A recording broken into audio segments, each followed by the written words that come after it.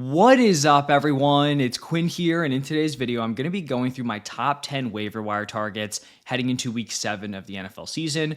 Overall, I think this is above average week for waivers. Some interesting running back options. The tight end position has some interesting pickups, then a couple of wide receivers thrown in there. Also, these are going to be players that are rostered in 40% or fewer leagues using the ESPN waiver wire. And let's just dive right into my number one target. This was a player we talked about in last week's video. We knew Omarion Hampton went down with injury, didn't quite know the severity when I posted this video last week, so I talked about Hassan Haskins, also talked about Kimani Vidal, and it looked like Vidal just went in there and kind of dominated this backfield. He took 67% of the snaps. He had a 56% route rate. He had a 76% opportunity share, which is very, very strong, and he made the most of those opportunities. 18 carries for 124 yards, 4 targets, 3 receptions for 14 yards and a touchdown. It now looks like Omarion Hampton is expected to miss more than like the mandatory 4 games for just going on IR. So this could be like a longer runway for a guy like Kimani Vidal. And then it's possible that he played well enough that they kind of hold off bringing in help. I know it's been reported they've been calling around. They brought in Naheem Hines, who I believe only played like 1 offensive snap. So he's not a major concern. You just have to worry about them going out and making a trade. And I think it's possible with how good Vidal looked that wouldn't happen. Now, I do think in more competitive leagues, he was probably already picked up. But I also think a lot of people, kind of including myself, thought Hassan Haskins probably had the inside shot, at least as like the safer bet early on. You know, he had been the guy that had made the roster. And so it's possible that Vidal just kind of slipped through the cracks. If he is still out there, he has to be the priority ad this week. Then another running back, we have Bam Knight, who's rostered in 5.6% of leagues. And I've got to kind of criticize some of the pregame reporting we've been getting from some of these like top NFL guys. It seems like every week there's some report of like, this player is going to start, this player is going to see a huge uptick in their usage, this player is going to be super limited. And it just straight up does not happen. This week, it was the report that Bam Knight was going to be the starter. Now, he did play like a decent amount of snaps. He was way more involved than last week, but he did not start. It was Michael Carter who got the nod, which is, I think what a lot of people expected heading into this game. Now, Bam Knight did see an increase in usage. I think some of that could have been the Amari DiMercado injury, but Bam Knight ends up leading in snaps and carries. He gets 11 carries, 1 target, 44% opportunity share. I think the interesting thing is that he took all 4 of the goal line snaps. So you have Michael Carter, more of like the third down option, more involved as a pass catcher. Bam Knight was the guy who I guess does carry more upside in this offense. Like I mentioned, DiMercado went down with an ankle injury. And so Bam Knight, I don't think he's an amazing option. He's like a desperate flex play, a running back 3 option. But if you do need someone to just kind of force into your lineup, we've got Derrick Henry, James Cook on bye this week. I do think he could be an interesting pickup. And then another interesting running back is Tyjae Spears, who's rostered in 23.6% of leagues. I think this is his second game back from IR, and he ends up leading the Titans in snaps just outright. 36 snaps to Tony Pollard's 26. He also doubled up on Tony Pollard's routes run. So Tyjae Spears ran 28. Tony Pollard only ran 14. And then opportunity-wise, they were pretty close. Tyjae Spears 10 opportunities to Tony Pollard's 12. And Spears was pretty effective with those opportunities. 5 carries for 31 yards, 5 targets, 4 receptions for 20 yards. And I think this was kind of a case of the game script favoring Tyjae Spears, where they trust him a little bit more as like an explosive, pass catching back. And, you could say that's going to bounce back for Tony Pollard moving forward. But this team is terrible. This offense is terrible. They are going to be in a lot of trailing game scripts. And if this is going to be the usage moving forward, like Tony Pollard's value takes a massive hit, and Tyjae Spears does become somewhat interesting. I've always kind of liked Tyjae Spears. I think he's a fun young player. At this point, he definitely is more than just a pure handcuff. Could be a desperate play, especially if you can bank on the Titans kind of getting blown out. So definitely someone who I think is a very solid pickup. And then I'll talk about Kendrick Bourne again. Just barely made the cut. He's rostered in 37.7% of leagues, but he has gone out and pretty much just went from like a depth wide receiver, I think he was cut by the Patriots, to 142 yards in back-to-back games. He's commanding volume, 20 total targets in that 2-game stretch. And then you look at some of the weapons here for the 49ers. George Kittle, Ricky Pearsall, neither of those guys are locks to return in week 7.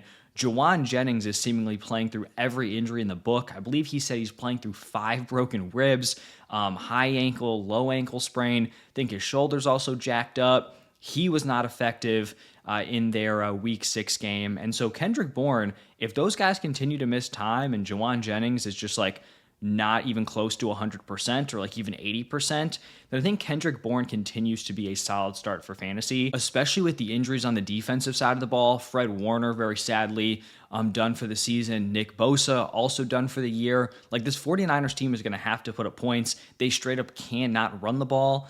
And so, you want pass catchers on this team. And as of right now, there just aren't a lot out there. You're looking at Kendrick Bourne, CMC's pretty much like the wide receiver 1. And then you've got like Jake Tonges, who I'll talk about later on in this video in the short term. So Kendrick Bourne, if he's still out there, definitely a solid pickup. Then let's talk about a few tight ends, and I'm very excited to talk about my guy Harold Fannin Jr., rostered in 29.1% of leagues. I think I've talked about him every single week, and I wasn't super optimistic in last week's video because that was the big David Njoku game. His usage kind of took another hit, but I also mentioned like he's a young, talented player in deeper leagues. If you are, desperate at the tight end position, I still think he was worth rostering, and we saw that in week 6 where he had his best game of the season, targeted 10 times, caught 7 of them for 81 yards, 76% route participation. Now, I will say this was a game where David Njoku was in and out of the lineup, ends up suffering a knee injury, which knocks him out towards the end of the game, so I don't necessarily think he would have had this performance and the overall usage if Njoku was healthy. But now Njoku's banged up, Harold Fannin comes through with a big game. And even like just looking at his start to his rookie season, he's averaging 10 PPR points per game while only getting into the end zone a single time. That is extremely impressive for any rookie tight end, specifically a dude that was drafted in day 3. So Harold Fannin Jr., super interesting moving forward. David Njoku could miss some time. Potential trade candidate. Like, Harold Fannin Jr. could definitely end up being a tight end one rest of season. Love the talent. Now I think he's going to have a more consistent opportunity. Then let's talk about Cade Otton and kind of just like this entire group of Bucks pass catchers. So Cade Otton rostered in 8.9% of leagues. Last 2 games, very solid production, 4 for 81, then 5 for 51 in week 6. His usage was great, 96% route participation. He also leads the team with 6 targets. And I mean, this Bucks wide receiver room is just completely nuked. Their top 4 wide receivers, Emeka Egbuka, Mike Evans, Chris Godwin, Jalen McMillan, are all injured. And so Cade Otton's really like the one reliable target they have. The guy that's been on this team has actually been fantasy relevant at some point, like in the last few years. And so if you do need a tight end, especially in the short term, I think Cade Otton could certainly be that guy. And then I also kind of just wanted to talk about the wide receivers in this section, because I think some people might be like rushing to the waiver wire to pick up like a Cameron Johnson, a Sterling Shepard, a Tez Johnson. And I'm not telling you not to do that. I think in deeper leagues, it's certainly worth throwing darts on these guys. But like, the passing attack could potentially struggle. I think they're going to spread the ball around. They're going to throw to Cade Otton. They're going to throw to the running backs. I don't know if one wide receiver here is really going to pull away. And like, would I ever want to start them in my lineup in like any normal size league?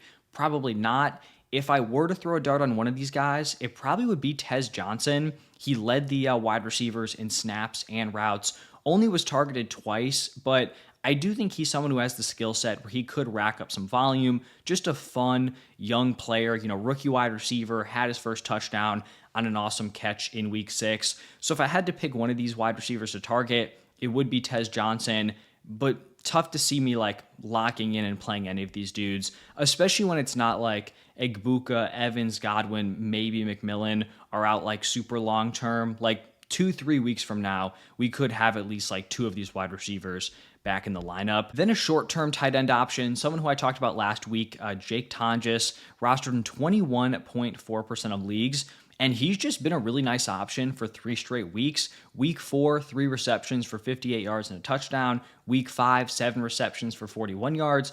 And then week 6, 6 receptions for 58 yards. If George Kittle continues to miss time, I think Tonges will continue to be a solid option at the tight end position. Then let's talk about guys that you might not want to plug into your lineup right away, but could have some upside moving forward. I'll start off with Jaydon Blue, rostered in 19.2% of leagues.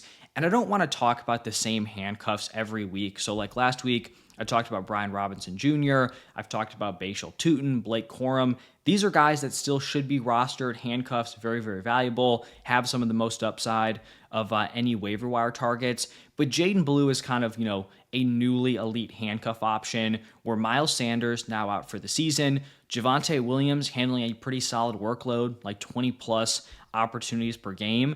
And Jaydon Blue is really like one injury to Javonte Williams away from being a league winner. This is a super valuable backfield. Jaydon Blue is a very solid pass catcher, has some upside there. In terms of handcuffs, I definitely think he is like way rising up the ranks as a really strong option. And then someone who I talked about last week, Jalen Coker, rostered in just under 10% of leagues. It seems like a week 7 return is very, very likely. He was a full participant in practice all week. Just seems like they were playing it really safe, not having him play in week 6. But the Panthers are just getting nothing out of like anyone other than Tedero McMillan, Xavier Leggett, Hunter Renfrow. It's just not happening. Jimmy Horn, I think, is a interesting, fun player, but not someone who's going to be a huge contributor, especially in year 1.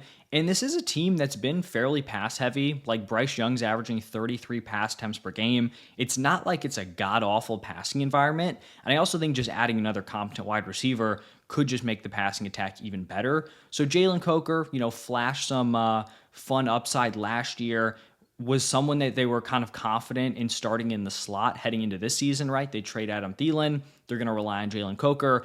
Then he goes down, gets put on IR. I think he's definitely worth a pickup. Then we've got my guy, Oronde Gadsden. I love talking about these rookie tight ends because I really liked Harold Fannin Jr. and Gadsden as like later round darts, especially in Dynasty. And Gadsden still rostered in less than 1% of leagues. He had that nice breakout. I want to say it was week 3.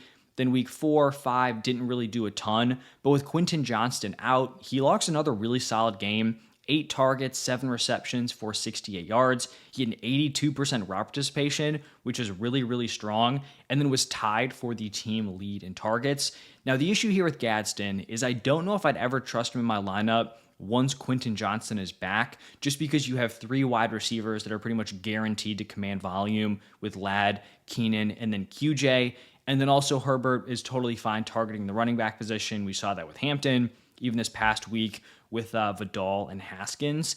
And so that's where it's kind of an issue. But I think in deeper leagues, like you just want a young, talented player, someone who's showing signs of a breakout. His usage continues to increase. Like getting above 80% of the routes is pretty significant, especially for a day 3 tight end. So shout out to Oronde Gadsden.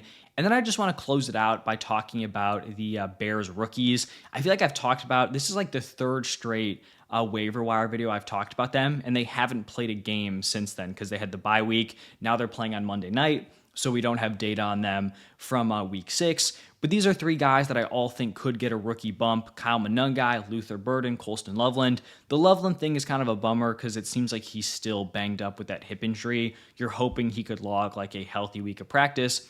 Maybe not, but Kyle Monungai, I think he could be more involved, take a larger share of the backfield. Luther Burden, I think he could see an increased role. And then I'm still in on Colston Loveland long term. So guys where, especially in like certain leagues where you can drop some random bench piece to pick up one of these dudes before the game, I think that could definitely be worth it.